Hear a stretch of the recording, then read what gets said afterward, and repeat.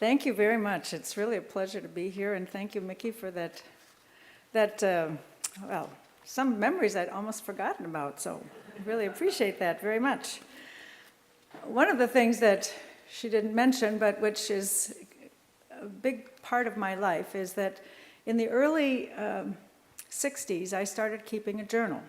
It was a personal journal, and I initially used it as a way to clarify some serious personal challenges I was having that required clarity and that was elusive and about which I wasn't really comfortable sharing with friends. Over time, I recognized that the process of daily writing also gave me a place to explore ideas and troubleshoot and make a few plans. When Governor Perpich asked me to be his running mate on that fateful day in June of 1982, our first conversation included an acknowledgement that we would be making history.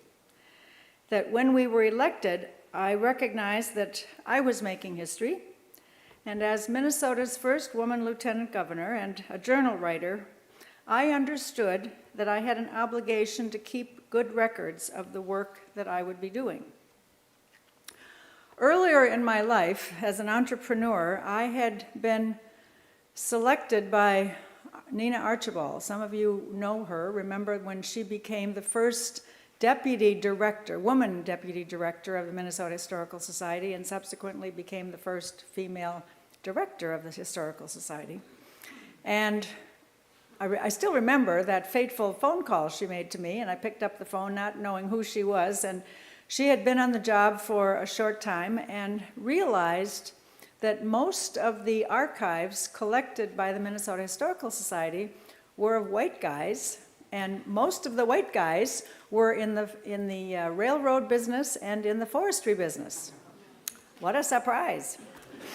And so she decided she wanted to do something about that, and she wrote a grant proposal that would give her the resources to start collecting the archives of Minnesota women. And her idea was that there would be, I'm making this up because I don't remember the details, but Nina is still around, so you can ask her that detail. But something like 6 or 8 young women, like I was at the time, seems hard to believe now, and 6 or 8 who were older, more established people like Ebba Hoffman, who at that time was running the Smead manufacturing company that her husband had started. It was the one that make the manila file folders, remember those? Yeah, the company is still run by a woman, member of that family. At any rate, Nina called and said that she wanted me to be one of those women, and she would send somebody over to educate our little staff of 3 or 4 people about how to keep our records so they would be appropriate for the archives. So we did, and it was a mind-blowing experience for me, because even though I'd been keeping a journal, I really hadn't thought about the fact that my little business was somehow part of history as well. So I actually remember one of these scrapbooks that we gave to the Historical Society, because it was the way we kept track of our original clients, and it was so primitive, but it's there. Anyway, and it was a wonderful experience. So when I became lieutenant governor then, one of the first things I did was ask the staff to call the state archivist to come over and educate my little staff at the lieutenant governor's office about how to keep our archives in good shape so that we would have, good records of the work we were doing. So I had been thinking already when I got to that job about my journal of personal contributions to Minnesota's history. But as often is the case, life has other plans than the ones you start thinking about for yourself. In my case, my political career had an 8-year time span instead of what I had hoped to be would be a 16-year time frame. And my subsequent professional journey through positions in the federal government, a short stint in a small corporation, and then as chief executive officer of an international nonprofit organization, I really had no time or inclination for writing. Then, during the final years of my leadership role at NAFSA, Association of International Educators, My husband Peter fell down a flight of stairs, suffering a permanent brain injury that required him to live the final 9.5 years of his life in a nursing home in Sweden, altering our life as a couple, his life for sure, and mine as well. I became a caregiving spouse with continued responsibility for leading an organization. In early 2020, when I phoned my friend Pauline Boss to let her know that Peter had died Christmas before, she urged me to write the story of those last 10 years. Some of you will know Pauline Boss. She is a very special academic and leader here in Minnesota. She first articulated the concept of ambiguous loss in a path-breaking book by that name. Her second book, Loving Someone Who Has Dementia, has provided extraordinary guidance for thousands of families, myself included. So for several months, following that initial telephone conversation with Pauline, her voice just stayed in my head as I took long walks in those early days of following Peter's death, while also experiencing the isolation of COVID. Writing this memoir has been a special experience on very many levels. For 50 years, I had held a deep sense that I could not write, and that even though I'd kept a journal for decades, it never occurred to me that I was a writer. Because there was feedback from a person, my favorite professor actually at McAllister, my first paper written for him, and the feedback came back and it was in red pencil as they were in those days. Maybe they still are, I don't know. But at any rate, it was in red and the letters were large and it felt really loud and they were harsh. And I absorbed that feedback as though it was the truth. It did not occur to me to fight back. I do not understand that now. I mean, the person I am today, I don't understand how I could actually absorb that and say, go on my life and say, he's telling me the truth. Nevertheless, as I endured the third month of the quiet life we'd all experienced due to COVID, I started writing. I focused initially on those final 10 years with Peter, because those were the journals I had that were the most raw, and they were there. I didn't have to look for them in another box. It included facing the reality that Peter would not return home. It included learning the reality of how to navigate my own role in this new life, how to figure out how to be an advocate for him in Sweden, where he was living. And so I had 50 pages, and I shared those pages with Pauline Boss. Her first response was, I'm writing my third book. I don't have time to do it. I'll speed read 10 pages, and I'll give you some feedback about that. So we had lunch in South Minneapolis near her home, and I got on an airplane to go back to Washington, and by the time I woke up the next morning, I had an email from Pauline that said, well, I read all 50 pages because I couldn't put it down. You're a really good writer. And I can feel, as I'm reading that, you're a really good writer and the stories are great, I can feel all that negative stuff that had been carrying around in my body for 50 years just leave. I mean, it's like I'm a different person at the end of that, reading her email to me. But then she said, the problem with what you've written is that it's not enough. In order for this to make sense to a reader, you have to write the whole story. So I said, okay. What else? It's COVID, I have nothing else to do, and now I don't feel so bad about myself, so I can actually enjoy writing, which I actually did. And I mean, I've, at this point, I've listened to so many other memoir writers and read so many things, and I know that many people describe writing as a slog. I can honestly say from that moment on, writing has been a joy. I have just enjoyed it so much, and I still do. So go figure, I don't know. But I've had a few insights as I've written this book, and I have realized, which I had to do because when I first started talking to Eric Anderson, who became my editor at the University of Minnesota Press, he first said to me, "I think you have 2 books here." And I said, "Well, I'm not writing 2 books. We got to figure out a way for this to be 1 book. I think that will be a good thing for me." So of course I had to keep thinking about what are the threads here that connect some of this early entrepreneurial and political organizing to a caregiving role toward the end of this story. So there are some threads that came into focus for me. The first one is that leadership can be practiced from whatever position one is in. Early in my life, I chose the path of entrepreneurship, essentially creating a job for myself when other opportunities felt elusive, and in partnership with another woman, identified a niche for us working with nonprofit organizations, because I'd done that before and I realized that nonprofits could use the kind of service that we were talking about offering.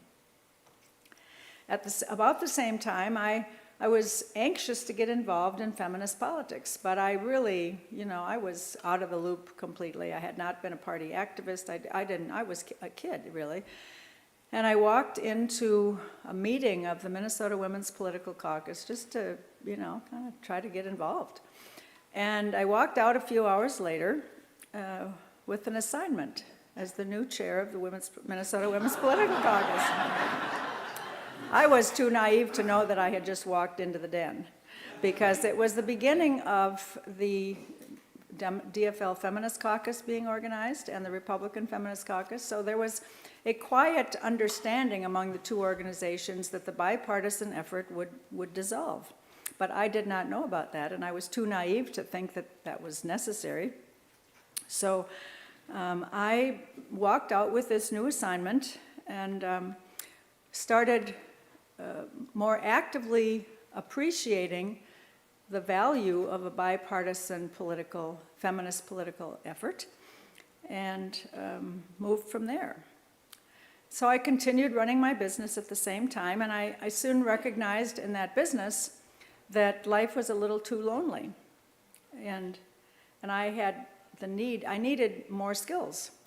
I was, it's not unusual that we all find we're in a job we're over our head, but in my case, I was really over my head. So I read an article one day in the St. Paul Pioneer Press about Susan Sands, who was an entrepreneur. And within 12 minutes of reading that article, I've tracked her down. Those were the days when you could actually look in a phone book and find somebody. And I don't know how you find phones anymore. But I called her, and a day later, I was sitting in her 3rd floor office in her house on Osceola Avenue in St. Paul. And we became friends, and we talked about organizing other women entrepreneurs, and then we, it went from there. We convinced this new organization in Washington called the National Association of Women Business Owners that they should change their bylaws so they could have chapters, and we would be the first chapter. And that's what happened. 12 years after starting my own business and being involved in organizing women business owners and becoming a national president of that organization, I was in a position of getting the attention of Governor Perpich. I was candidate, and then I was lieutenant governor, a role with no authority, but lots of opportunities for influence. The leadership I exercised during those 8 years required me to observe and learn and find ways to persuade. Nobody had to listen to me. Later, as CEO of NAFSA, the Association of International Educators, I was where the buck stopped, and I was comfortable making decisions when the situation required that. But at the same time, I quickly understood that being effective in that role as well required building a talented team, a team that supported each other, and I had to support them as well in taking responsibility for their piece of the organization and creating an environment where all of us, every employee and every manager, was being part of the whole picture. Later still, when Peter's fall caused a life-changing brain injury that trajectory of our life changed forever. Overnight, I was in the role of caregiving and advocacy for a person who could not do that for himself. As others have learned, maybe many in this audience have learned, I was no longer in charge of his care, yet it was up to me to ensure that he had the best possible support each day because he could not speak for himself. When he entered that nursing home, he was the youngest resident, and when he died, he was still the youngest resident. He was the only person in that, among the residents, who could not speak for himself. He couldn't speak at all, and he could make himself understood to the extent that he could disagree or not disagree very clearly, but you had to ask. So that meant that I needed to build constructive and engaging relationships with the management of the nursing home, with each nurse and nurse's aide on his ward, and with the doctor who monitored his health care. I came to understand that for me, this was a whole new way of understanding and conceptualizing leadership. A second theme in my story is that diversity of ideas, a diversity in points of view, and therefore individuals, including women and men, and individuals of a variety of cultural and racial backgrounds, is essential to a well-functioning organization and society. And that accomplishing that requires intentionality. And intentionality is critical in creating an inclusive government, an inclusive organization, a society, or even a network of friends. It's true that most of us spend our lives hanging out with people who look like us, attend the same schools, churches, or other community organizations, and if we believe that diversity of thought, cultural, and economic background or color is important, we must be intentional about making that happen in our personal lives as well as in the organizations we participate in. As I wrote this book, I realized that at every step in my own journey, I had focused on expanding the diversity of the network. From the days of starting the Women Business Owners Association, when we had to postpone our founding meeting because we didn't have enough women of color among our organizing group, to being a participant in the Perpich-Johnson administration, where the governor's stated public goal was to integrate by gender and race every board and commission that he appointed, and to significantly integrate and expand the participation of diverse peoples in the judiciary, to later at NAFSA deciding or committing to having a diverse staff, but also a diverse group of interns. And that meant on the intern level alone that I said we can't have an internship program if we can't pay for it. So we have to figure out how to keep it in the budget. And you can't hire if it's not going to be a diverse group. So I wasn't very popular at the beginning of that, of course, because it's much easier to appoint people and find people who look just like you. It takes a little more effort.